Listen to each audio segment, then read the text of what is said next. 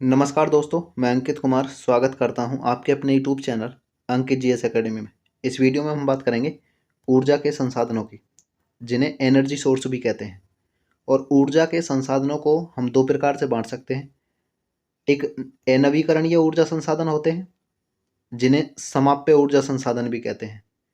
दूसरे नवीकरणीय ऊर्जा संसाधन होते हैं, जिन्हें असमाप्य ऊर्जा संसाधन भी कहते हैं। दोनों में अंतर क्या है?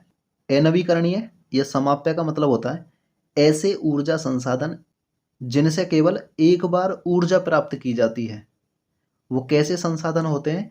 वो अनवीकरणीय या समाप्य ऊर्जा संसाधन होते हैं। समाप्य का मतलब होता है एक बार प्रयोग में लाने के बाद वो क्या हो जाते हैं? समाप्त हो जाते हैं। और मैंने लिखा भी है कि जो समाप्त होने वाले ऊर्जा संसाधन होते हैं वो अनवीकरणीय या समाप्य ऊर्जा संसाधन होते हैं।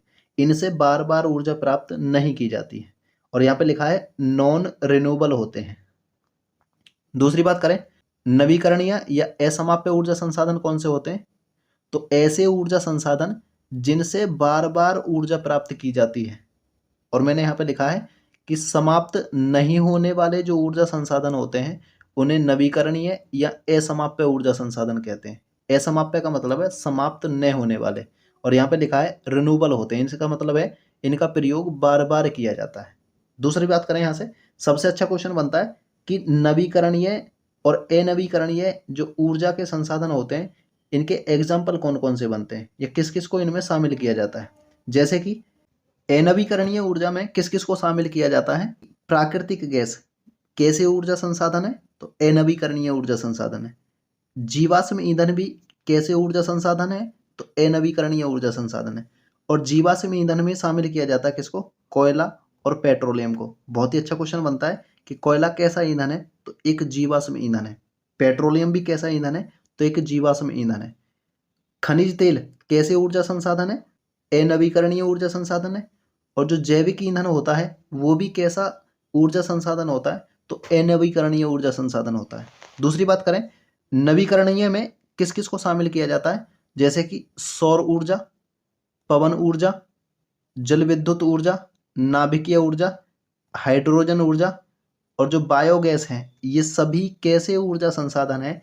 ये नवीकरणीय ऊर्जा संसाधन है। इसका मतलब ये है कि इनसे जो ऊर्जा बनती है वो ऊर्जा समाप्त नहीं होती है या इनसे बार बार ऊर्जा बनाई जा सकती है। इसमें मुख्य रूप से हम बात करेंगे किसकी? कोयला की। बहुत ही छोटा सा टॉपिक है और बहुत ही इंपॉर्टेंट रहेगा। कोयला, जिसे इंग्लिश में क्या कहते हैं? कोल कहते हैं। और जो कोयला होता है एक प्रकार का जीवाश्म ईंधन होता है। बहुत ही अच्छा क्वेश्चन है। और जीवाश्म ईंधन किसे कहते हैं? तो ऐसा ईंधन जिसका निर्माण जीवों के मृत गले शरीर से होता है उसे क्या कहते हैं? जीवाश्म ईंधन कहते हैं। और कोयले को क्या कहते हैं? काला सोना भी कहा जाता है। ब्लैक गोल्ड किसे कहा जाता है? तो कोयला को कहा जाता है। और भारत में जो कोयला है वो ऊर्जा का प्रमुख स्रोत माना जाता है। इसका मतलब ये है कि भारत में ऊर्जा का जो मुख्य स्रोत है वो क्या है? कोयला है। जो भारत में ऊर्जा की जितनी भी खपत होती है उसका 55% भाग किससे प्राप्त किया जाता है? तो कोयले से प्राप्त किया जाता है। इसलिए भारत में ऊर्जा का मुख्य स्रोत क्या है? कोयला है। दूसरी बात करें, कोयला ठोस कार्बनिक पदार्थ है और यह कार्बन का अक्रिस्टलीय रूप होता है। बहुत ही अच्छा क्वेश्चन है। ठोस कार्बनिक पदार्थ होता है और कार्बन का कैसा रूप है? तो अक्रिस्टलीय रूप है। दूसरी बात करें हम कि विश्व में कोयले का जो सर्वाधिक उत्पादन है वो कौन सा देश करता है? चीन करता है। और चीन के बाद भारत का कौन सा स्थान है उत्पादन में? तो दूसरा स्थान है। नेक्स्ट बात करें कि विश्व में जो कोयले का सर्वाधिक भंडारण है वो किस देश में है? तो यूएसए में है। और कोयला भंडारण की दृष्टि से भारत का कौन सा स्थान माना जाता है विश्व में? तो 5वां स्थान है। दूसरी बात करें हम, भारत में कोयले का जो सर्वाधिक उत्पादन है वो किस राज्य में होता है? तो झारखंड में होता है। और भारत में कोयले का सर्वाधिक भंडारण भी कहाँ होता है? तो झारखंड में होता है। दूसरी बात करें हम यहाँ से, कोयला अवसादी सेलों में पाया जाता है। बहुत ही अच्छा क्वेश्चन है। कोयला किस प्रकार की सेलों में पाया जाता है? तो अवसादी सेलों में पाया जाता है। और कोयला दो प्रकार की चट्टानों में पाया जाता है। सेल पूछेगा तो अवसादी सेल है। और चट्टान कौन कौन सी हैं? तो एक गोंडवाना की चट्टानें हैं जिनमें कोयला पाया जाता है और दूसरा टर्शरी की चट्टानें हैं, इसमें भी कोयला पाया जाता है। दूसरी बात करें हम यहाँ से कि भारत का सबसे बड़ा कोयला क्षेत्र किसे माना जाता है? तो दामोदर नदी घाटी क्षेत्र को भारत में सबसे बड़ा कोयला क्षेत्र माना जाता है। और ये दामोदर नदी मुख्य रूप से कहाँ बहती है? तो झारखंड में बहती है। और झारखंड में जो छोटा नागपुर का पठार है, उस छोटे नागपुर पठार को दो भागों में बांटने का काम कौन करती है? दामोदर नदी करती है। और इस दामोदर नदी को भारत की राइन नदी और भारत की कोयला नदी भी कहा जाता है। बहुत ही अच्छा क्वेश्चन है कि भारत की राइन नदी किसे कहते हैं? तो दामोदर नदी को कहते हैं। और भारत की कोयला नदी भी किसे कहा जाता है? तो दामोदर नदी को कहा जाता है। और वास्तव में जो राइन नदी है वो कहाँ है? तो राइन नदी जर्मनी में है। दूसरी बात करें कि जो भारत की प्रथम बहुउद्देशीय परियोजना थी, दामोदर नदी पर चलाई गई थी। नेक्स्ट बात करें हम कि कोयला कितने प्रकार का होता है? तो कोयले के जो प्रकार हैं वो 4 प्रकार होते हैं, जिनमें पहला है एंथ्रेसाइट कोयला होता है, दूसरा बिटुमिनस कोयला होता है, तीसरा लिग्नाइट कोयला होता है, चौथा पीट कोयला होता है। और इनमें जो कार्बन की प्रतिशत मात्रा होती है वो कितनी होती है?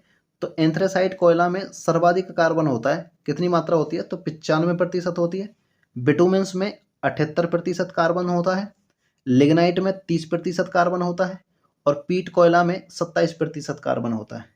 और कार्बन की मात्रा जिस कोयले में जितनी ज़्यादा होती है वो कोयला इतनी ही अच्छी क्वालिटी का माना जाता है। जैसे कि क्वेश्चन बनता है कि सबसे अच्छा कोयला या उच्च कोटि का कोयला किसे कहते हैं? तो एंथ्रासाइट को कहते हैं। बहुत ही अच्छा क्वेश्चन है। और ये कम प्रदूषण करता है और कम ही क्या करता है? धुआं करता है।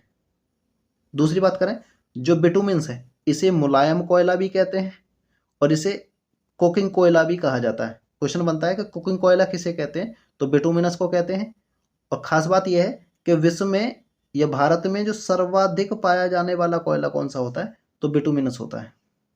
नेक्स्ट बात करें लिग्नाइट। लिग्नाइट को भूरा कोयला कहा जाता है। बहुत ही अच्छा क्वेश्चन है कि भूरा कोयला किसे कहते हैं? तो लिग्नाइट को कहते हैं, जिसमें कार्बन की मात्रा कितनी होती है? 30% होती है।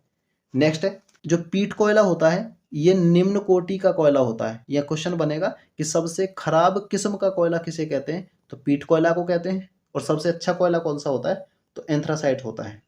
और जो पीट कोयला होता है ये अधिक प्रदूषण करता है और अधिक धुआं करता है, इसलिए इसे सबसे निम्न या सबसे खराब किस्म का कोयला कहा जाता है। याद कैसे रखना है? तो यहाँ पे ए है, मतलब ए एंथ्रासाइट, बी बिटुमिन्स, ये सबसे अच्छी क्वालिटी का कोयला है ए वाला। बी वाला दूसरे नंबर पे आएगा। पीट वाला जो है इसे सबसे बाद में डालना है। और तीसरे नंबर पे कौन आएगा? तो लिग्नाइट आएगा। इस वीडियो में इतना ही है। और जो कोयला है उसको हमने कंप्लीट किया है। इस वीडियो की जो PDF है वो टेलीग्राम चैनल पर आपको मिल जाएगी।